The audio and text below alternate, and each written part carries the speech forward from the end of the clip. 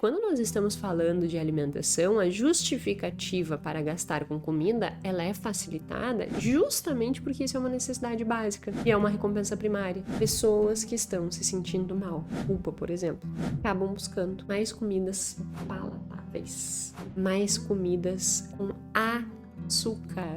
Comida é memória, comida é afeto, sente aquele colorzinho. É mais fácil ainda justificar, porque ela tem o benefício de necessidade básica, recompensa primária e dá calorzinho. Não dependa de cozinhar todos os dias, se você depende que você tem que cozinhar. Senão você vai comer errado e vai gastar mais do que deveria. Marmita prontinha, você não tem comida pronta. O que você faz? iFood. Então você gasta além do que tu poderias, porque você está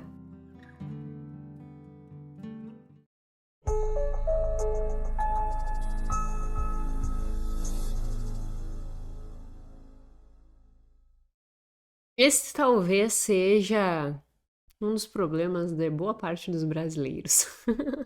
E que, a partir de hoje, eu espero que no mínimo mais consciência a respeito deste sentido você tenha do que eu estou falando com gastos com alimentação.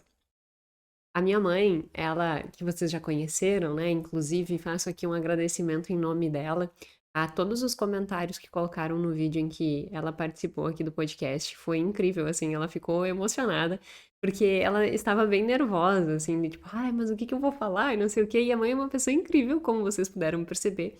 E ela tem muito a contribuir, sabe? A mãe foi professora a vida toda, então ela fala muito bem. E além disso, ela tem valores, ela tem coisas a ensinar e ela estuda muito também a vida toda. Então, eu tinha certeza que ia ser um sucesso, mas ela estava super insegura e tal. E depois do podcast, ela ficou super feliz com os comentários. Então, em nome dela, quero de coração agradecer aqui tudo que vocês colocaram ali. E fico muito feliz que ter trazido a mãe e os ensinamentos que ela fez, né, que ela me deu, que também possam contribuir para você. Então, muito obrigada pelo carinho estendido, né, à minha mãe e estou aqui agradecendo em nome dela. Mas uma frase que a mãe tinha, porque embora ela tenha muitas coisas a ter me ensinado do ponto de vista positivo, por outro lado, ela também me ensinou algumas outras coisas que é assim, tipo, peraí, isso aqui eu tenho que repensar, porque talvez não seja o melhor caminho a seguir por aqui. E uma dessas coisas era justamente com alimentação. Nós íamos no mercado e eu morava em Santa Maria, né? Eu saí de casa muito cedo, saí de casa com 12 anos. E a mãe ia a Santa Maria, ela morava numa cidade do interior, São Vicente, e ela ia a Santa Maria toda semana, e uma vez por mês nós íamos fazer um grande rancho para o mês, que morava eu e o meu irmão juntos. E a mãe ia fazer o rancho conosco. E aí, quando nós chegávamos no mercado, a mãe sempre dizia assim, ó, com comida não tem problema. Como quem diz assim, ó, gastar com comida tá tudo certo. Mas gastar com outra coisa, não. Mas com comida, pode. Por que que nós temos essa conotação tão grande de que gastar com comida tá tudo bem?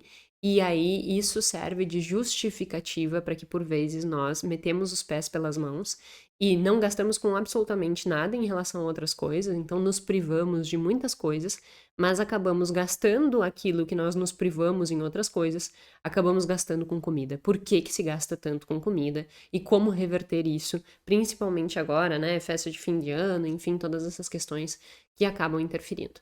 Então, assim, o podcast de hoje é para dizer que você literalmente come o seu dinheiro. Então, nós vamos discutir o que que a ciência tem a nos dizer sobre isso e como que nós podemos conduzir de uma forma melhor para minimizar esses gastos com alimentação. Nós chegamos no nosso episódio número 108 do podcast Mais que Finanças, podcast em que a gente fala muito mais do que números, nós falamos sobre comportamento financeiro. Meu nome é Jéssica Câmpara, sou doutora em finanças comportamentais.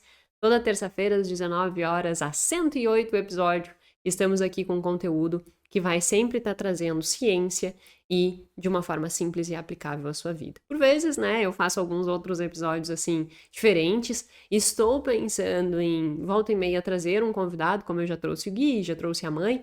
Estou pensando assim em trazer alguns outros convidados. Me coloquem aí na descrição se vocês têm gostado dessa dinâmica de intercalar entre episódios normais que nós já estamos acostumados por aqui e episódios com convidados. E aí a gente vai fazendo, né, intercalando. E vem um podcast com muito conteúdo pesado, denso de ciência, como foi o último, bastante coisa.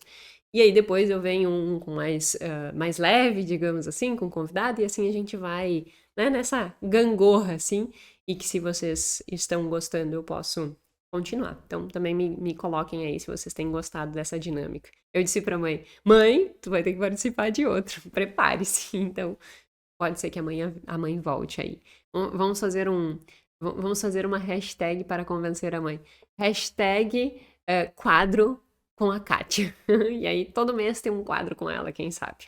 Enfim, só devaneios. Mas vamos ao assunto que interessa, né? Sobre a questão da alimentação. Sem mais delongas, vamos entender o que isso tem a ver com o nosso dinheiro, com as nossas emoções, com o nosso comportamento e com nossas relações sociais, muitas vezes. Então, o primeiro ponto que nós temos que entender, e o meu objetivo aqui tem que ser, é importante eu deixar claro isso. Há inúmeros estudos relacionando emoções com alimentação. Isso não é novo, eu vou trazer alguns dados aqui, mas isso é muito robusto. Da mesma forma que o nosso extrato bancário é uma repercussão do nosso comportamento, né? E que o nosso comportamento vai ser desencadeado pelas nossas emoções, pelos nossos erros cognitivos, enfim, tantas coisas que nós já sabemos e que já aprendemos aqui. Da mesma forma, quando se trata de comida, aquilo que você come, em grande parte, não está relacionado com a sua fome. Para e percebe assim: será que eu estou sentindo fome? É difícil ter fome de verdade. Porque você tá sempre comendo alguma coisinha, alguma bobagemzinha e tal. E essa bobaginha, na maior parte das vezes, está atrelado com uma ansiedade, está atrelado com uma tristeza, né? Então, na maior parte das vezes, comer não é simplesmente para saciar um desejo, uma necessidade. Na maior parte das vezes, ela está atrelada a saciar um desejo, porque senão nós não precisaríamos ficar comendo bolo de chocolate. Por quê? Porque bolo de chocolate não é nutritivo, não é necessário. Bolo de chocolate é um desejo. Então, nesse aspecto, né, existem muitos e muitos estudos trazendo as questões das emoções relacionadas com a alimentação. O meu ponto aqui é trazer um pouco disso, mas não é ir a fundo do ponto de vista nutricional e tudo isso, até porque eu não entendo nada disso. Mas é entender que o fato de você comer e estar envolvido com as tuas emoções, isso faz com que você tenha uma maior predisposição a gastar com comida. E aí, a repercussão disso é ampliada, porque não é só você comer mais e além do que você necessita, mas é você também gastar mais. E aí tu tem uma repercussão tanto na balança quanto na conta. É esta relação que nós precisamos fazer, muito além de simplesmente olhar para o fato isolado de que eu como mais do que eu preciso e eu gasto mais do que eu devia. Juntando essas duas coisas, uma coisa está atrelada na outra e uma coisa está trazendo os prejuízos para outra. Então, se nós conseguíssemos nivelar nosso comportamento alimentar e nivelar nosso comportamento financeiro, essas duas coisas elas se auxiliariam. E é isso que eu quero que você saia daqui. Você consiga equilibrar estes dois braços que são tão desafiadores. E depois a gente vai fazer, eu vou falar sobre um estudo sobre desconto temporal relacionado a essas duas coisas, mas só introduzindo esse aspecto, né? Se nós pensarmos em relação a desafios de autocontrole que nós temos na nossa vida, comer bem e não gastar mais do que necessário são dois grandes desafios de autocontrole. Tanto é que, se nós pensarmos do ponto de vista geral, todo mundo quer ser magro e rico, né? Por quê? São duas coisas que exigem esforço. Tu ser magro, ser rico, exige esforço. Tu te alimentar na medida do que realmente tu precisa, exige um esforço. Porque sempre vai ter um bolo de chocolate esperando. E tu estar dentro do teu orçamento exige esforço, porque você vai sempre precisar estar abrindo mão de alguma coisa para construir a tua segurança e a tua liberdade financeira. Portanto, esses dois aspectos exigem esforço. E como diz Richard Thaler, todo mundo gostaria de ser magro, todo mundo gostaria de se alimentar direito, ter uma boa saúde, todo mundo gostaria de ter uma boa relação com o dinheiro, poupança e investimento de longo prazo. Mas não hoje. Hoje não. Hoje vale aquele bolo de chocolate que vai gerar um maior gasto. Hoje vale uma viagem, hoje vale o cinema e a pipoca do cinema. E, né? Eu vou no cinema e não vou comer pipoca? Não, não tem como. As justificativas que vão sendo criadas. Então a gente tem que entender essa relação, né? Que as duas coisas elas têm um impacto emocional muito grande e que elas se retroalimentam. Se eu tô mal numa ponta, há uma probabilidade que este mal numa ponta também impacte na outra ponta. Então, se nós conseguirmos regular estas duas coisas, nós também regulamos o nosso dinheiro, nós também regulamos a nossa emoção, nós também vivemos melhor, certo? Então a gente tem que pensar sobre isso.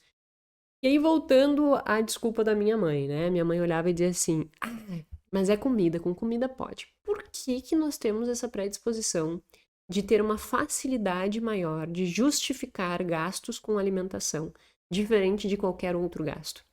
E aí, é interessante nós voltarmos à pirâmide das necessidades de Maslow. Não sei se você já conhece ela, mas no meio da administração é impossível algum estudante de administração sair da faculdade sem ter visto a pirâmide de Maslow. Que é a pirâmide de Maslow, né? A pirâmide das necessidades básicas. Em psicologia também é impossível sair de lá sem ter visto. A pirâmide de Maslow nada mais é do que como, né, e quais são as fases de necessidades que nós temos na nossa vida.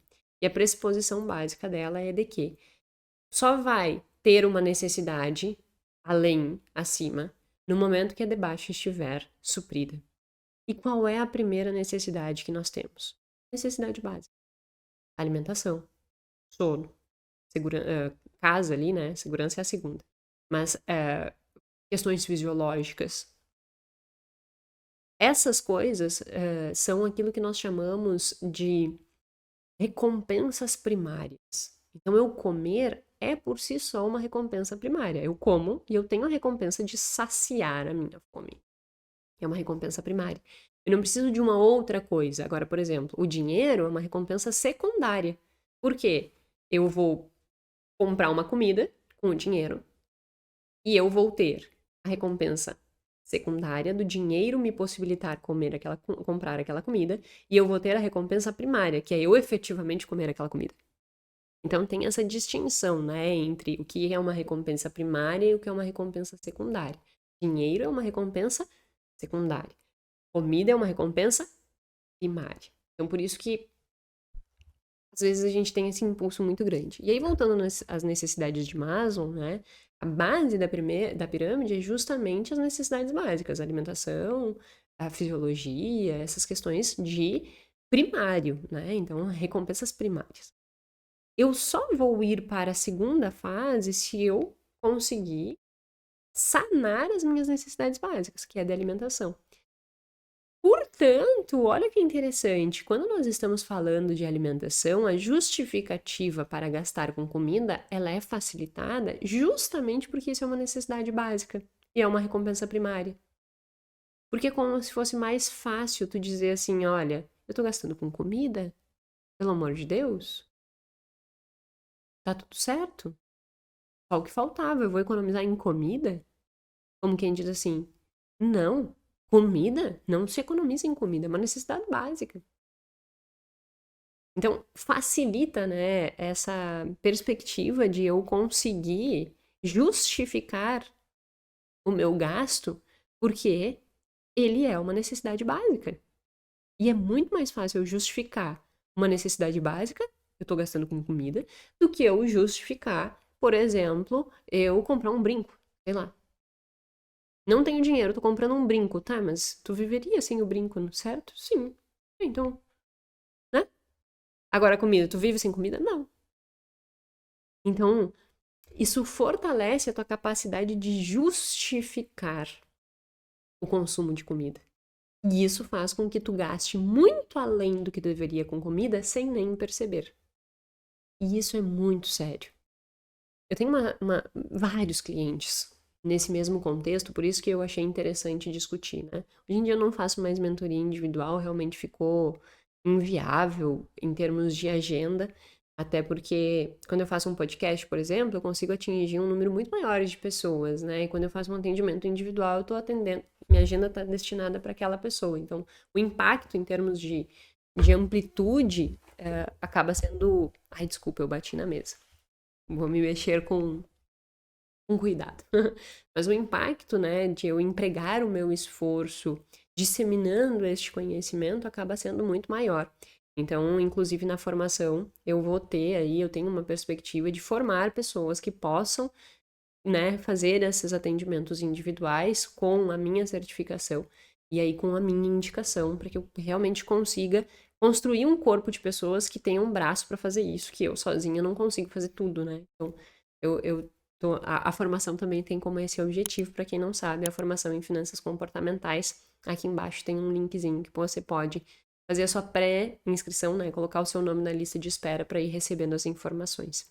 Então, hoje em dia eu não consigo, mas na época que eu fazia as consultorias individuais, tinha muitos casos exatamente assim, de pessoas com um gasto muito grande em comida, só que elas não sabiam que gastavam muito em comida. Então, quando eu entrava na vida delas, eu dizia assim, tá, a gente precisa entender onde que tá indo o teu dinheiro. Né? E na maior parte das vezes, pessoas que ganham bem, eu preciso entender onde está indo o teu dinheiro. Não, mas eu não gasto em nada. Eu não compro nada há meses. Eu não compro com roupa, eu não faço viagem, não faço nada. Tá, pera. Mas para algum lugar o seu dinheiro está indo, nós precisamos identificar. E a gente começava. Pega o cartão de crédito, começa a mapear onde está indo o dinheiro, pega o extrato, começa a mapear onde está indo o dinheiro. E aí foi indo, foi indo, foi indo. Teve um caso muito emblemático, que eu vou dizer os valores para você perceber o quão emblemático era.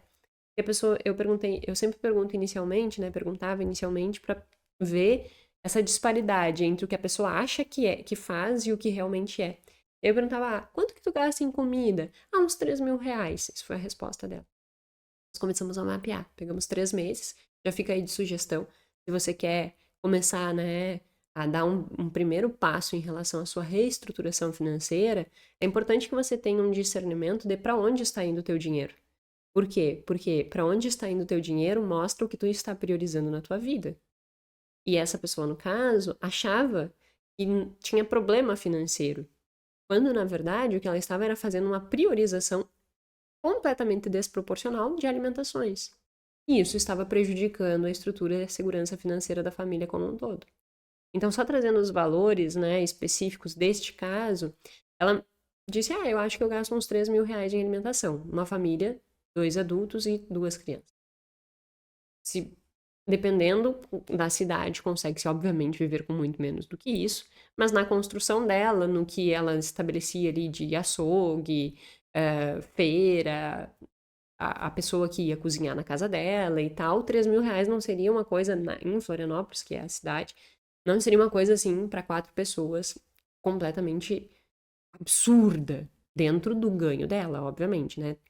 Sempre você precisa colocar valores dentro do contexto. Lembre-se que a teoria da perspectiva, que é a base da teoria de finanças comportamentais, sempre nos diz o seguinte: você sempre precisa olhar o ponto de referência para entender do que estamos falando. E daqui a pouco eu posso dizer assim, gastar 3.000 com comida, e você vai dizer assim, meu Deus, mas é muito dinheiro. Ou outro vai olhar e dizer assim, nossa, mas eu gasto muito mais do que isso. Então, assim, contexto, no contexto dela, com a renda dela, com a estrutura de vida dela, gastar 3.000 não seria completamente incoerente. Tá, mas aí a gente começa a fuçar. Quando nós terminamos o mapeamento, não era 3.000, eram 7.000 reais em alimentação. 7.000 reais em alimentação. E aí, 7.000 reais pro contexto dele em alimentação era muita coisa. Era inaceitável no contexto, no ponto de referência dela.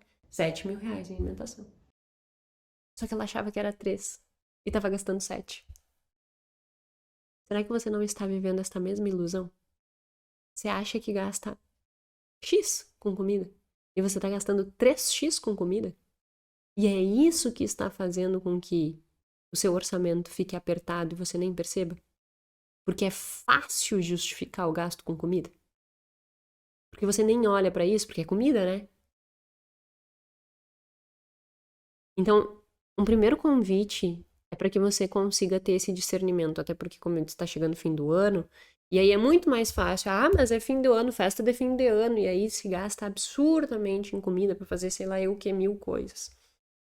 Só que daqui a pouco tu não tem condição de gastar tudo aquilo ali. Esses dias me mandaram na caixinha, o que que tu acha de decoração de Natal? Vou receber visita em casa, mas acho assim, não tô em condições de ficar decorando isso tal e tal. Disse, gente, pelo amor de Deus, você não pode prejudicar-se financeiramente e gastar com coisas que não são nem um pouco necessárias, que é simplesmente uma norma social que afete a tua condição financeira. Você não pode permitir que uma norma social, que não tem nada de necessária, é só uma construção social, faça com que tu tenha prejuízo financeiro. Então, assim, vou fazer uma ceia de Natal, vou fazer. Tem que fazer dentro do que é coerente com a tua realidade. Ou se tu vai receber família e não é coerente com a tua realidade, é pegar e dizer assim: olha, gente, vamos fazer aqui em casa, mas a gente precisa dividir os custos, porque eu não tenho condição. Seja transparente, seja realista contigo e com as pessoas que tu tá convivendo. E isso muda o jogo. Isso te protege. Não ferre a sua vida querendo atender uma norma social. Dito isso, aí, tá, faz esse mapeamento, né? Faz essa construção e começa efetivamente a construir aí um direcionamento de uma vida mais coerente com o que é. Minuto. Tivemos um problema técnico. Meu computador estava acabando. Está conectado na coisa. O computador é o que pega, que grava o áudio, né? Aí estava acabando a bateria. Quase perdemos tudo. Então tivemos um problema técnico, por isso que teremos aí um corte. Mas seguindo o nosso raciocínio aqui, tá?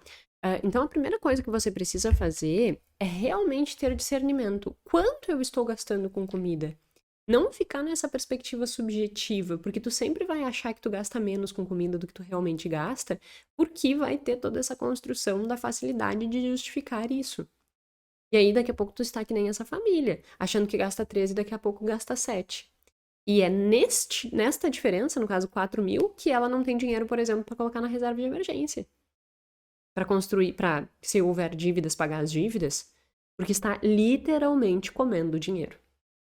Então, assim, precisamos ter cuidado com o quanto estamos comendo do nosso dinheiro. Porque essas coisas, elas vão se retroalimentar. Comida e problema financeiro, tá?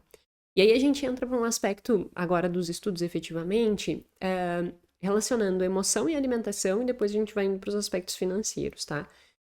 É unânime o entendimento de que, dependendo do seu humor, e a gente falou muito disso no episódio passado, né? Afeto positivo, afeto negativo, bom humor, mau humor, enfim, todas essas construções.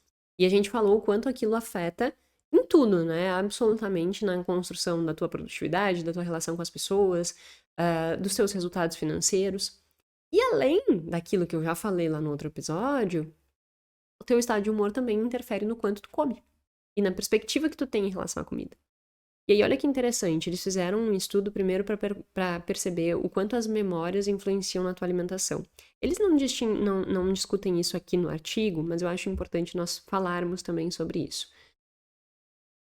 O que eles provam é que lembranças, tá, em relação à comida, alteram a tua emocionalidade. Isso é o que eles provam no artigo e eu já vou explicar o que acontece. Só que além disso, se nós formos olhar para a nossa vida real, nós vamos entender que lembranças em relação à alimentação alteram nossas emoções e, consequentemente, o nosso comportamento. Esses dias eu e o Gui estávamos comendo ovo, e todos os dias de manhã a gente come ovo, e é engraçado, né? As pessoas me dizem, mas vocês só comem ovo de manhã. Mas é muito ruim ficar só comendo ovo de manhã. Eu disse, sim, bom seria comer um pão, certo? É engraçado, assim, como que a construção cultural altera a nossa percepção do que é saudável, né? Comer ovo é proteína, não, né?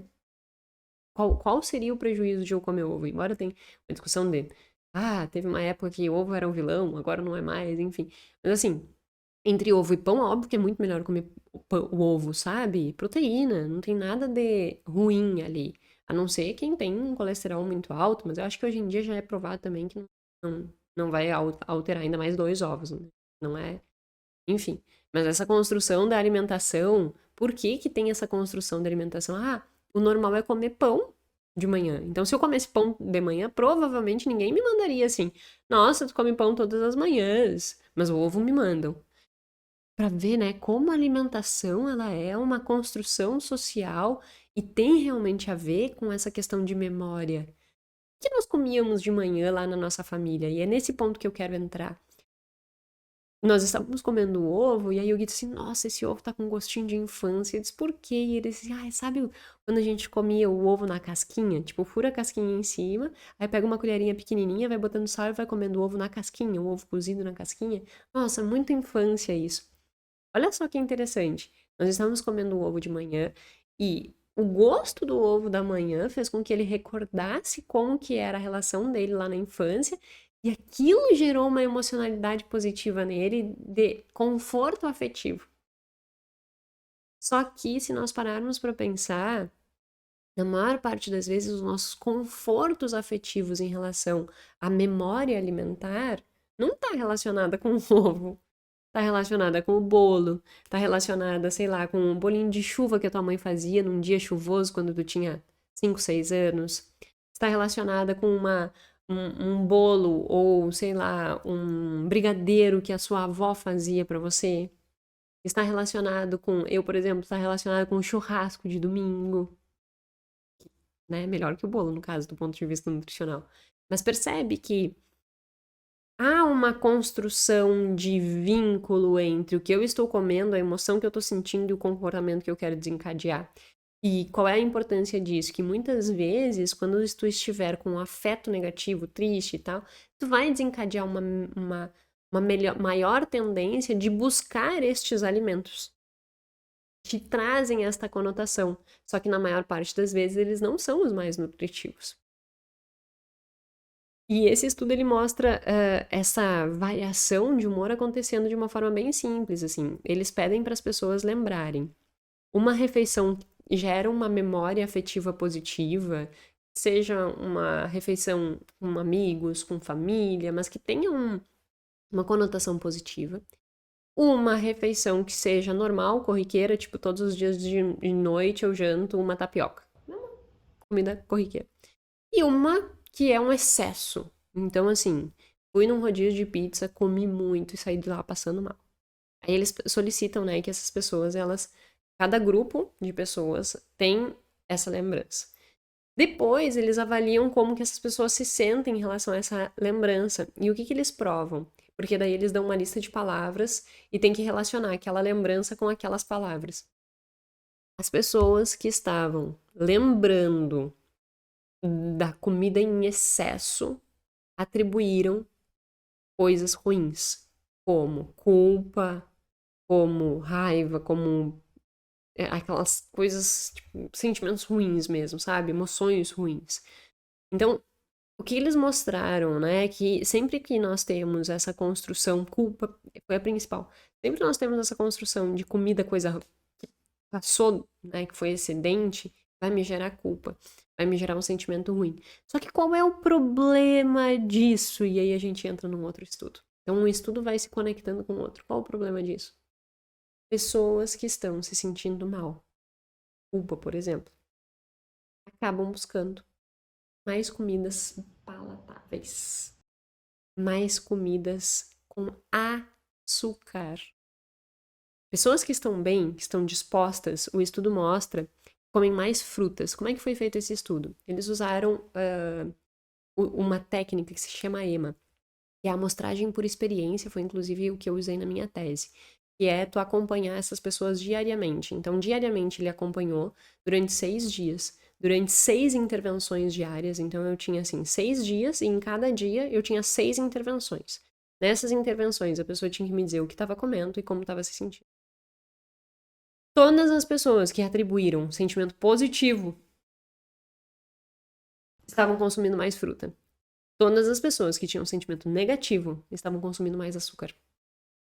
Portanto, se você vive com a emocionalidade afetada negativamente, você tem uma tendência de buscar comidas mais palatáveis, principalmente açúcar. E aí, olha que interessante, isso liga com o que eu discuti no último episódio. O impacto de tu ser chato, ranzinza, reclamão não vai ser só nos aspectos financeiros, comportamentais, relacionamento, produtividade, mas vai também ser na balança. Porque se tu tiver mal, tu vai querer comer comida com mais açúcar. E isso vai desencadear mais gastos também, muitas vezes, né? Vou comer mais bolo, vou comer mais. Enfim, vai gerando uma teia gigante, assim, sabe? De problemas. Então é interessante, né, que o primeiro estudo vai mostrar que memórias ruins em relação à alimentação te geram emoções ruins, então vai alterar teu humor do ponto de vista negativo. E esse outro estudo vai mostrar que pessoas que estão com uma perspectiva negativa da vida vão consumir mais açúcar. E aí pode ser que não seja só o açúcar, mas também gaste mais, amplia a quantidade de alimentos que gastam. E isso teve um artigo que mostrou que foi bem interessante. Ele buscou, e aí a gente já liga em outro artigo, é legal. Isso é o que a gente faz em construção de referencial teórico, por exemplo. Nós vamos pegando um artigo e vamos ligando no outro, até que a gente consegue construir o mapa do que nós temos ali em relação à ciência, né? E esse outro artigo, o que ele mostra? Ele pega pessoas que estão tendo alteração de renda para mais e para menos, né? Então ele faz um estudo meio estranho, assim, no meu ponto de vista, mas eu também não fui a fundo ver os materiais de apoio dele para entender melhor o que está por trás dessa construção. Mas ele pega e pressupõe a alteração da renda relacionado com a alteração do preço das casas. E aí, a partir disso, ele faz uma construção para entender essas variações de renda e compara com a compra de alimentos, maior compra de alimentos ou menor compra de alimentos. E olha que interessante o que ele prova. As famílias que tiveram benefício, do ponto de vista financeiro, com o aumento do valor dessas casas, que são os proprietários e não os locatários, mas os proprietários, ou seja, que realmente teriam um ganho a mais em relação a aquela casa, um aumento, daí não é uma renda direta, né? Por vezes é aluguel. Mas um aumento disso, digamos, uma renda subjetiva, faz com que gaste mais em comida. Então, a constatação genérica do artigo, que a gente não pode bater o martelo, teria que ter mais evidências, mas, num geral, o que ele quer dizer? Talvez aumentar a renda, aumente a quantidade de alimentação consumida. Por isso que muitas vezes as pessoas ganham mais e a primeira coisa que elas gastam mais é com comida. E aí aquele ganho a mais não vai gerar impacto de bem-estar de longo prazo, porque eu consumi todo aquele ganho em comida. Mais uma vez, eu tô comendo meu dinheiro. E isso tem ligação com as questões das frutas e do açúcar e tal. Por quê? Porque pode fazer com que, se eu estiver ganhando mais e se eu estiver emocionalmente afetado, o que eu vou fazer? Eu vou gastar mais, que aqui já provou. Vou, né, gastar mais. Será que eu não vou gastar mais com açúcar? Se eu estiver mal? Então, será que eu não tenho que levar isso em consideração e cuidar efetivamente como é que eu tô me sentindo, porque daqui a pouco eu tô comprando mais? Um outro exemplo muito simples de pensar na vida real, chega do trabalho cansado. Você não tem comida pronta. O que você faz? iFood. Então você gasta além do que tu poderias, porque você está cansado. Então a emoção, né, o teu estado ali vai conduzir a um comportamento que vai fazer com que tu gaste o que tu não tem. E tu não te dá conta naquele momento, porque tu tem uma justificativa muito plausível. Eu estou cansado, eu não consigo cozinhar, eu estou com fome, eu preciso comer. E aí você vai no iFood. Aí o que era pra você ter uma janta que, sei lá, ia custar 10, 12 reais fazendo alguma coisa em casa. Às vezes é fritar um ovo. Você vai gastar 50 no iFood. Se for uma pessoa, né? E dependendo do que tu tá pedindo também. Só que daí tu soma 50, 50, 50, 50, 50, 50, 50. Quanto que dá lá no final do mês? Então, esse entendimento, né, de que a forma que tu está vai influenciar o que tu vai comer, e vai influenciar o teu orçamento, essa ligação a gente precisa fazer. E aí agora a gente vai para um outro estudo muito interessante, que ele nos mostra essa questão que eu já mencionei no início, de autocontrole e impulsividade relacionado a dinheiro e comida. Ele quis estudar como que nós reagimos frente a desconto temporal relacionado a comida e dinheiro. Contextualizando para quem ainda não viu o episódio aqui sobre desconto temporal e viés do presente, O que isso significa? Todos nós temos uma tendência de priorizar ganhos imediatos em detrimento de abrir mão do ganho imediato para um ganho maior no futuro. Temos uma tendência natural, evolutiva, de sermos imediatistas.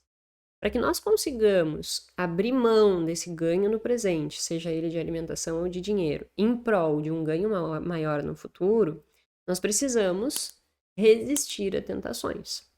Quando eu falo resistir a tentações, eu estou falando eu preciso ter mais autocontrole. E eu preciso ter menor impulsividade, certo? Então, essa construção, ela sempre vai existir. Para que eu consiga ter uma decisão mais racional, abrindo mão de ganhos imediatos em prol de algo no longo prazo, eu preciso ter mais autocontrole e eu preciso controlar minha impulsividade. Impulsividade é, eu faço aquilo mesmo diante das consequências negativas. Autocontrole, eu consigo resistir às tentações. Então, eu crio um contexto e eu crio perspectivas que façam com que eu tenha um maior controle sobre o meu processo de tomada de decisão, tá? Então, essa é as construções conceituais. Do ponto de vista numérico, esse desconto temporal seria, se eu tenho um ganho hoje de R$100, e esse mesmo ganho, só para te entender o que é o desconto, tá? E eu tenho o mesmo ganho daqui uma semana de R$100, esperar uma semana para ter aquele ganho tem um desconto. Por quê? Eu valorizo mais, pelo que eu já expliquei, eu valorizo mais o ganho hoje. Então, se eu comparar o mesmo valor hoje, R$100, R$100 daqui uma semana, os R$100 daqui uma semana vão valer, sei lá, 80. Significa que teve um desconto de 20% em relação a essa espera. Tá? Em resumo, o hoje vale mais. Esperar tem um desconto. E eles queriam avaliar esse desconto. Será que nós descontamos mais comida? Ou será que nós descontamos mais dinheiro? Em outras palavras, será que nós somos mais imediatistas com o consumo alimentar? Ou será que nós somos mais imediatistas com o consumo de dinheiro? Lembrando que essas duas coisas elas estão relacionadas. E é aí que é o pulo do gato. Como que eles fizeram essa avaliação? Eles pegaram, né, e tinham um contexto de recompensas financeiras e recompensas de comida.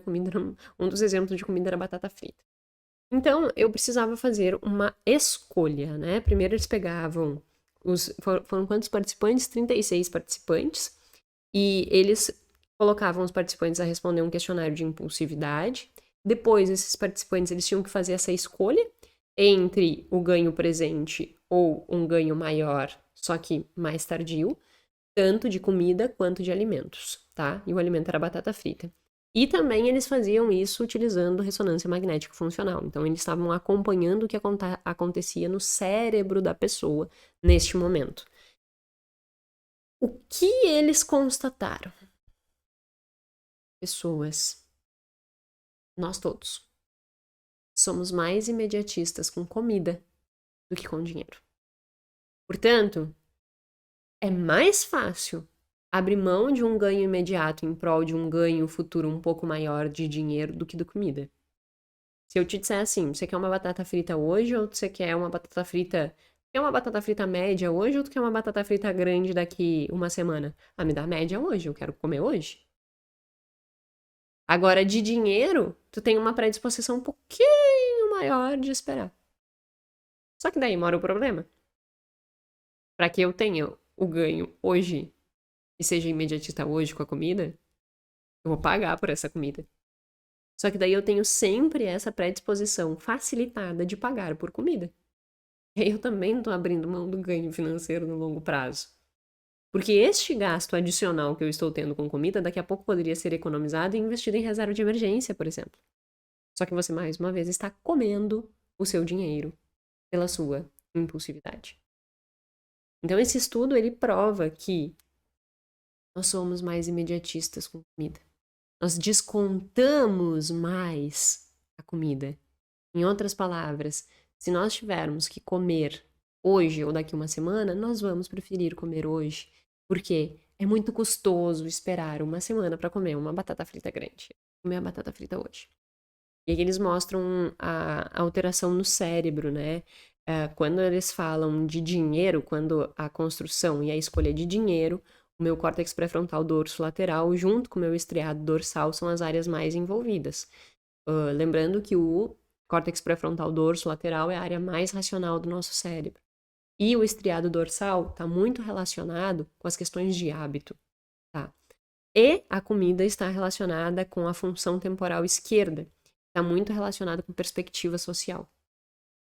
Aí eu ligo com o que eu iniciei falando, que comida é memória, comida é afeto.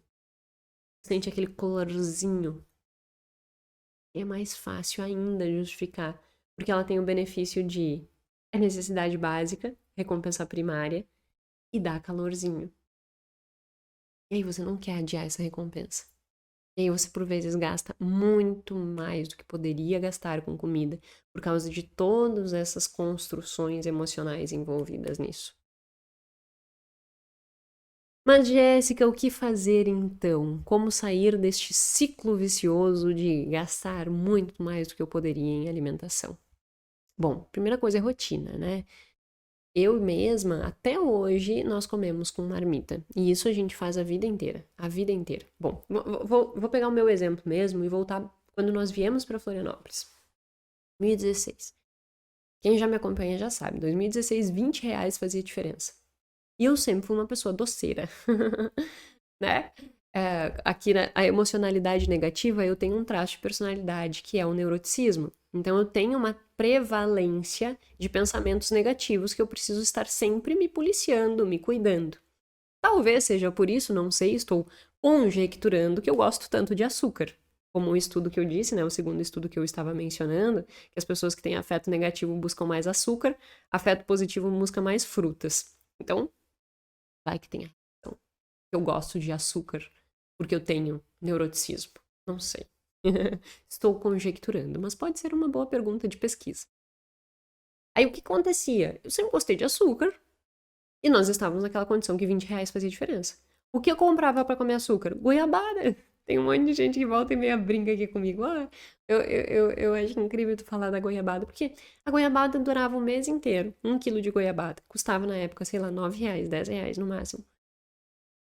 E era o açúcar que a gente tinha pra comer, porque não podia comprar leite, não podia comprar leite condensado, não podia comprar chocolate, não podia comprar bolo, eu adoro bolo também, né? Mas bolo, tu vai bolo recheado, também não é barato. Então, minha goiabada. Então, a primeira coisa, né, analisa teu contexto de vida e vê, daqui a pouco tu pode economizar muito mais do que tu está economizando em comida, trocando as coisas. E não olhando do ponto de vista, meu Deus, eu vou morrer. Não, tu não vai morrer, eu não morri, ninguém vai morrer. Tá? Ninguém vai morrer. Ninguém vai morrer porque deu uma restringida em gastos. Isso, na verdade, vai fazer sobreviver e construir uma qualidade de vida maior, que é a que eu tenho hoje. Então, lá naquela época, eu fazia isso. Ah, mas eu tenho que ter a liberdade de, no mínimo, comer alguma coisa diferente. Faz em casa. Nós fazíamos até sushi em casa. A gente queria comer rapadura, fazia rapadura em casa. Desde aquela rapadura de doce de leite, pé de moleque, fazíamos em casa. Aí eu quero comer uma bolacha, daquelas bolachas de feira, bolacha de leite condensado, com amido, que eu adoro também. Não compro hoje em dia para não ficar comendo, né? NUD, arquitetura de escolha. Se você não quer comer, não tem em casa. Mas tô dando um exemplo em termos de estruturação de rotina de alimentação para economizar, não para cuidar de saúde. Aquela época, nós queríamos alguma coisa diferente. O que a gente fazia? Fazia, inclusive, a bolacha de leite condensado com amido. Era maravilhosa que eu fazia em casa. Hoje em dia eu faço, não trabalho nada. Mas naquela época era o que dava, então a gente fazia em casa. Até sushi a gente fez em casa. Assim, nada impede de tu, inclusive, aproveitar esses momentos para fazer uma união com a tua família. Eu e o Gui, a gente ia junto pra cozinha e nós nos divertíamos na cozinha. Fazendo rapadura, fazendo bolacha, fazendo sushi. Às vezes a gente fazia um almoço diferente, montava. Ai, desculpa, bati no microfone. Montava pratos assim bonitos. Assim, tu tem que olhar pra tua realidade e olhar isso como, bom, é o que eu tenho e eu vou fazer do que eu tenho o melhor possível. E construir aquela rotina que seja legal pra ti, mas não que te afete. No sentido de, Vou no mercado e gasto, porque é com comida. Aí tá te afetando. Aí tu vai gerar toda a cadeia de afeto negativo, porque tu vai ter problema financeiro. Aí tu não vai ter mais discernimento, aí vai junta com o episódio da semana passada, tu já sabe o perrengue que tu vai passar. Então, esse é um primeiro ponto, né? É adequar-se. Passando disso, por exemplo, alimentação no dia a dia. Marmita. Não coma fora. Não dependa de cozinhar todos os dias, se você depende que você tem que cozinhar. Senão você vai comer errado e vai gastar mais do que deveria. Marmita prontinha. Deixe comida pronta, te organiza para fim de semana ir no supermercado. Eu faço isso até hoje. Sábado a gente vai na feira, compra tudo que tem na feira, aí a gente traz para casa.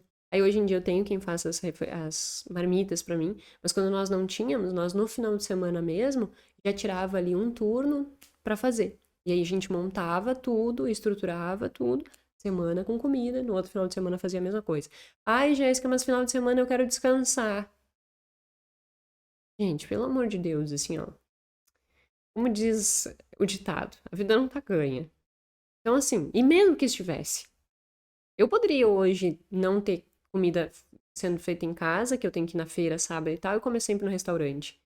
Mas entende que quanto mais tu quiser aumentar o teu padrão de vida, sem ter também um foco numa construção de longo prazo, uma qualidade excepcional de vida lá no longo prazo, tu nunca vai ter essa qualidade de vida.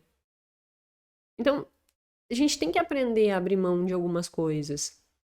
E não vai te cair um pedaço cozinhar no final de semana. Num turno, não vai te cair um pedaço. Então organiza a tua semana de modo a deixar tudo estruturado. E isso é o principal. Ter rotina alimentar e ter a comida pronta, a marmita pronta, a comida da noite pronta para te não sair pegando iFood. Tem que ter essa logística alimentar pronta. Se não tiver, a tua primeira solução vai ser o iFood e tu vai gastar mais do que tu deveria. Então, essa logística precisa estar ajustada. Saindo da logística, teve um estudo muito interessante que ele mediu, e ele estava muito na perspectiva também de ver qualidade de comida que estavam pegando, mas ele deu um orçamento para diversas pessoas e ele testou o que fazia com que as pessoas tivessem uma compra mais ok em relação ali, né, à estrutura. E aí eles testaram 4 coisas. Uma é sem fazer nenhuma intervenção, que era o grupo de controle. O outro era dar 50% de desconto em frutas. O outro é dar um carrinho padrão. Então, assim, ó, teu carrinho tá pronto. Compra esse carrinho. E um terceiro combinava desconto com o carrinho. O carrinho é uma estratégia de nudge, né? De arquitetura de escolha. Nós temos uma, entre aspas, preguiça de pensar. Então, quando nos oferecem escolhas padrões, nós temos a aceitar aquela escolha padrão. Ah, já tá pronto aqui, me dá esse aí mesmo. E eu aceito aquela escolha. Então, isso é um nudge, né? Se eu colocar mais fruta naquele carrinho, vou beneficiar em termos de qualidade de alimentação. E aí, qual foi o grupo mais efetivo? O grupo mais efetivo na compra de frutas, por exemplo, foi aquele que combinou desconto com o carrinho padrão. Depois foi o carrinho padrão e, por último, foi o desconto. E uma coisa interessante, né? Seguir exatamente a escolha do carrinho padrão, 93% das pessoas seguiram exatamente a compra do carrinho padrão. E quando juntou carrinho padrão com desconto, 95% das pessoas aceitaram essa sugestão. O que isso mostra? Se você for no supermercado e se você ficar a la louca lá, comprando, sem ter uma lista de compras, sem ter um orçamento do quanto você pode gastar com comida e sem pensar sobre isso, você vai gastar mais, é óbvio. Agora, se tu meio que padronizar as tuas compras, tu vai comprar o que tá no padrão. E isso vai fazer que tu economize dinheiro. Nós temos bem padronizado, assim, as nossas compras. A verdura, o que nós vamos comprar, e a gente já sabe exatamente quanto a gente gasta por final de semana. Eu já consigo, dentro do meu orçamento, ter aquela estrutura e saber quanto que vai ser gasto. Porque já tá padronizado. Tudo aquilo que tá padronizado, o nosso cérebro adora. Tente padronizar as tuas compras, a tua rotina alimentar, porque isso vai fazer com que tu economize e também tu coma melhor. Porque no caso aqui eles provaram, né, que o padrão mais o desconto com a fruta fez com que este grupo fosse o que maior consumisse frutas. Então, para ver como realmente gera um impacto. Em resumo, faça a lista das compras. Tem uns outros estudos que eu discuti aqui no podcast em outros momentos, também mostrando que fazer lista padrão de compras e ter um orçamento pré-estabelecido para ir no mercado ajuda muito. Pessoas que vão para o supermercado sem ter quanto eu posso gastar, gastam muito mais do que aquelas pessoas que, no mínimo, têm um orçamento na cabeça. Eu posso gastar R$200, R$300, R$400, R$100. Se eu for para o supermercado já sabendo quanto eu posso gastar, isso já vai me ajudar muito. Tá? Enfim, era isto que eu queria discutir hoje, porque eu vejo que realmente, assim, há uma dificuldade muito grande, né, em relação à alimentação e gastos. Por tudo que nós discutimos aqui, né, essa relação comida, emoção, dinheiro, gasto, enfim, tudo isso vai virando uma, né, assim, se embaralhando e aí por vezes afeta tanto a nossa saúde, porque a gente come mal, quanto o nosso dinheiro, porque a gente gasta mais do que deveria. Se nós conseguirmos ajustar alimentação, saúde e controle financeiro, nossa vida fica muito melhor. Eu posso te garantir isso. A nossa vida fica muito melhor. Então, que você tenha esse olhar em relação ao consumo de alimentos, você vai ter realmente uma probabilidade maior de sair gastando com comida. Cuidado! Ainda mais agora em fase de fim de ano. Cuidado, porque pode ser aí que tá o teu buraco financeiro e tu nunca tenha te dado conta, porque tu nunca nem parou pra pensar sobre isso. Ah, mas é comida. É necessidade básica. Não posso estar economizando em comida. E não é que eu tô aqui defendendo que, meu Deus, tu seja um miserável com alimentação. Mas você precisa entender quais são as tuas prioridades, quais são os teus objetivos, e tu não pode achar que tu gasta 13 e gasta 7, como o exemplo que eu dei. Porque isso vai afetar a construção do que é mais importante, que é a tua segurança financeira. É mais importante do que tu comer um queijo brie, por exemplo. Eu adoro. É um queijo que tu bota no micro e ele derrete. Mas ele é caro. Então, assim, se eu não tenho condição de comprar o queijo brie, eu não vou comprar o queijo brie, porque vai me afetar a minha segurança financeira. Só que para isso, eu tenho que ter consciência de que eu estou extrapolando. Eu tenho que ter consciência de que eu estou literalmente comendo meu dinheiro, para que eu consiga empregar a mudança. Então não é que eu estou defendendo que você não possa comer nada, mas eu estou defendendo que você não pode comer o seu dinheiro além do que está dentro das tuas condições. Você não pode gastar com comida mais do que você pode a tal ponto de prejudicar outros objetivos, como segurança financeira e construção da liberdade. Juntando segurança e liberdade é o teu bem-estar financeiro. Não pode colocar o teu bem-estar financeiro em risco para comer ao invés de um queijo mussarela, um queijo brie. Entende? É isso que eu quero que você saia daqui, com este discernimento. Eu não estou dizendo que você não possa comer uma coisa diferente, mas eu estou dizendo que esta coisa diferente tem que estar dentro de um equilíbrio entre o que eu quero comer diferente com a minha segurança e a minha liberdade, ou seja, com o meu bem-estar financeiro. Se nós unirmos essas duas coisas, a gente vive muito melhor. Espero que você una essas duas coisas, que você viva melhor. Que principalmente agora no final do ano, não meta os pés pelas mãos. E aproveitando essa questão de não meter os pés pelas mãos, um adendo importante, eu acho que pela semana que vai sair esse episódio, não sei se já aconteceu ou já passou, enfim, acho que já passou. Mas cuidado com essas coisas de Black Friday, Black Week, Black...